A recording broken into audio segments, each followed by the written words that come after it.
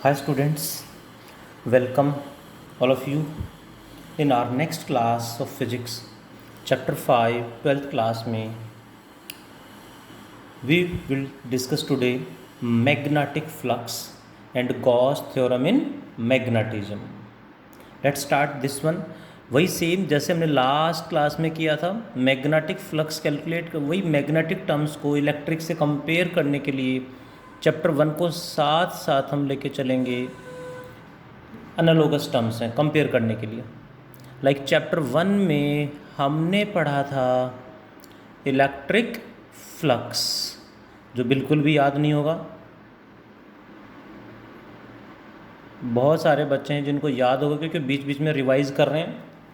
Backup classes में भी वो प्रेजेंट रहते हैं, जिससे उनको बार बार रिवाइज होता रहता है और चीज़ें याद हो जाती हैं। सो बैकअप क्लासेस भी हमें अटेंड करनी चाहिए, जो स्पेशली अरेंज की जाती हैं। व्हाट इज़ इलेक्ट्रिक फ्लक्स हमने पढ़ा था। इलेक्ट्रिक फ्लक्स जैसे बेसिक डेफिनेशन थी, number of electric lines of force passing through a surface perpendicularly. Formula क्या था? Formula is electric flux phi is equals to dot product of electric field intensity and area vector. Dot हटा देंगे तो vector sign भी हट जाएगा and it becomes E D S cos theta. Hope कि सबको याद आ रहा होगा, हमने चैप्टर 1 में काफ़ी डिटेल में पढ़ा था, इस पर बेस्ड न्यूमेरिकल भी किए थे। ये दोनों फॉर्मूले are valid when electric field is constant. कब वैलिड है? जब इलेक्ट्रिक फील्ड कांस्टेंट है। वेरिएबल हुआ तो इंटीग्रेट करना पड़ेगा। अब कुछ बच्चे सोच रहे होंगे तो चैप्टर 1 स्टार्ट हो गया। बिल्कुल वही एनालॉगस टर्म्स यहाँ हैं, कुछ बच्चे समझ भी पा रहे होंगे। इलेक्ट्रिक फील्ड वेरिएबल हुआ तो क्या करेंगे? Integration E dot D S और integration E D S cos theta when electric field intensity is variable. Similarly देखो, ये चीज़ें हम पढ़ चुके हैं डिटेल में, उससे ये चीज़ें याद करना बड़ा आसान है क्योंकि एनालॉगस टर्म्स हैं। What is magnetic flux? Basic definition, number of magnetic lines of force passing through a surface perpendicularly. बिल्कुल उसी तरह से फॉर्मूला क्या होगा? Another definition, it is defined as the dot product of magnetic field intensity and area vector. E dot D S B dot D S, electric field की जगह magnetic field आ गया। Difference समझ में आ रहा होगा, सेकेंड क्लास है chapter 5 की। Dot हटा दें तो वेक्टर साइन भी हट जाएगा and it becomes B D S cos theta. These two फॉर्मूले are valid when magnetic field intensity B is constant. दोनों में सेम क्या है, डिफरेंस क्या है, समझ में आ गया होगा सभी बच्चों को। एंड इसके अकॉर्डिंग फॉर्मूले भी बनना पा रहे होंगे। मैग्नेटिक फील्ड कांस्टेंट है, दिस वन। वेरिएबल हुआ तो ऑब्वियसली वेरिएबल हुआ तो इंटीग्रेट करना पड़ेगा। Integration B dot D S और integration B D S cos theta. ये कब वैलिड है? when magnetic field intensity is variable। देखो दोनों में सिमिलैरिटी क्या है, डिफरेंस क्या है आपके सामने है। इलेक्ट्रिक फील्ड की जगह मैग्नेटिक फील्ड आ गया, इलेक्ट्रिक फ्लक्स की जगह मैग्नेटिक फ्लक्स आ गया, बाकी सब सेम है। कॉन्सेप्ट उसी तरह से है जो इलेक्ट्रिक फ्लक्स में था। Again it is a scalar quantity. Why? Because dot product always scalar. Similarly, magnetic flux is also a scalar quantity. Again the same reason, because dot product always a scalar quantity. Next, SI unit क्या होगी? SI unit यहाँ पे क्या होगी? Newton metre square per coulomb. What is the SI unit of magnetic flux? Magnetic flux की SI unit क्या होगी? SI unit of magnetic flux is magnetic field यानी tesla, area means metre square. You know well about area, tesla metre square. Tesla metre square is known as weber. Scientist के नाम पे इसलिए symbol is capital W small b।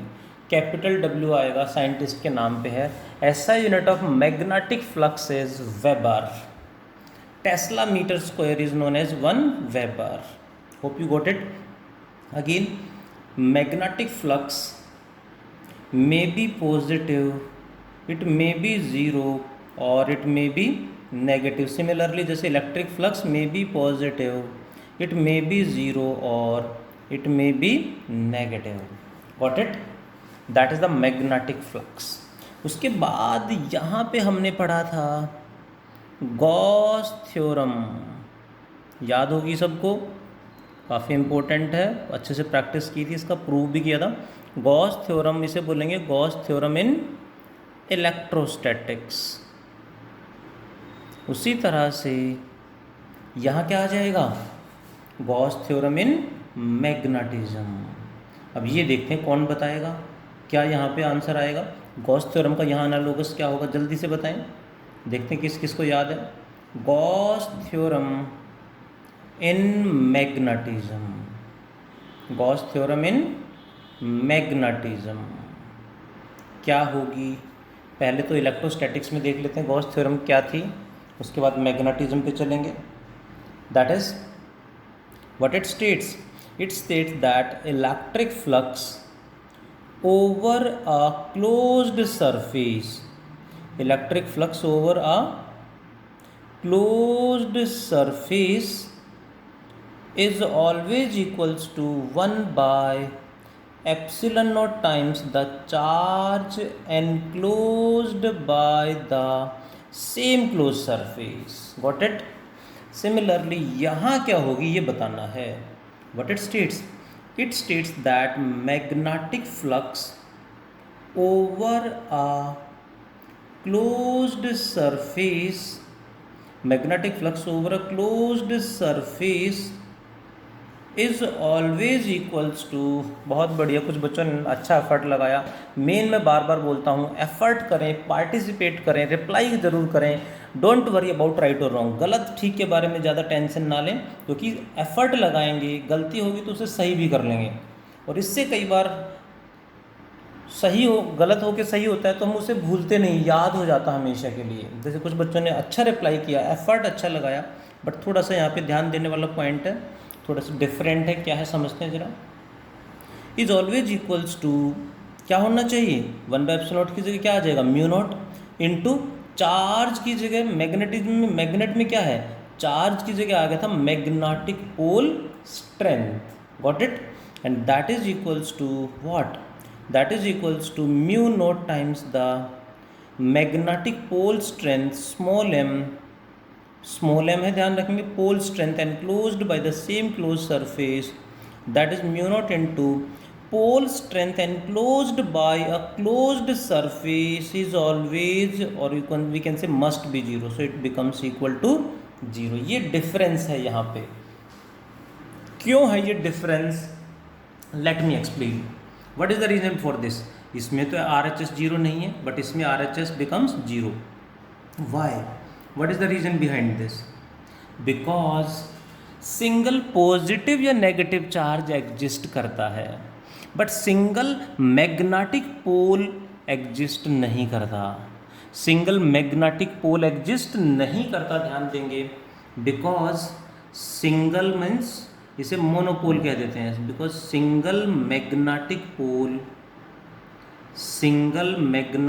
Pole exist, क्या लिख दूं, exist नहीं करता। Hope you got it. English में लिखा है मैंने, हिंदी में नहीं है।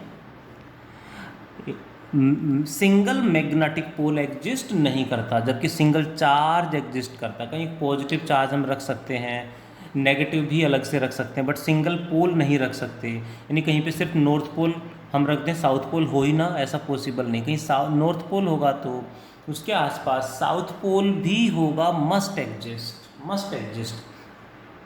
एक और रीजन मैं इसका दूंगा, बिकॉज फर्स्ट रीजन ये है, second one is because electric field lines जो थी, अभी इसमें डिस्कस करेंगे, इलेक्ट्रिक फील्ड लाइंस जो थी इलेक्ट्रोस्टैटिक्स में, originate from positive and terminate at negative charge. Means electric field lines close loop नहीं बनाती, पॉजिटिव से चल के वापस पॉजिटिव पे नहीं आएंगी, नेगेटिव पे टर्मिनेट होंगी, जबकि magnetic field lines form close loops. Because second reason is magnetic field lines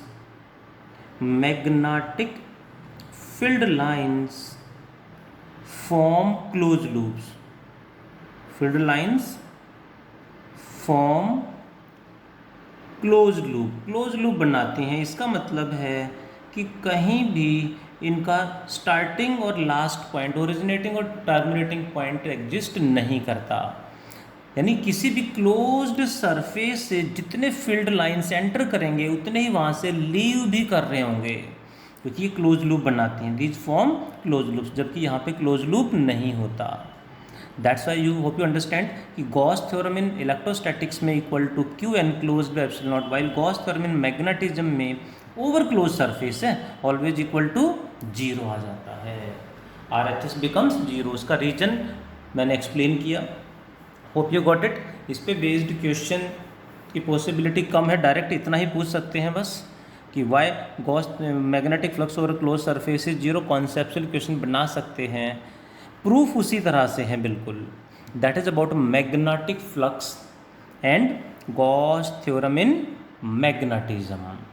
इसी में नेक्स्ट टॉपिक हम पढ़ेंगे, मैग्नेटिक फील्ड लाइन की बात हो रही है, तो मैग्नेटिक फील्ड लाइन क्या होती है, उनकी प्रॉपर्टीज़ क्या है, मैग्नेट की प्रॉपर्टीज़ क्या है, वो हम डिस्कस करेंगे।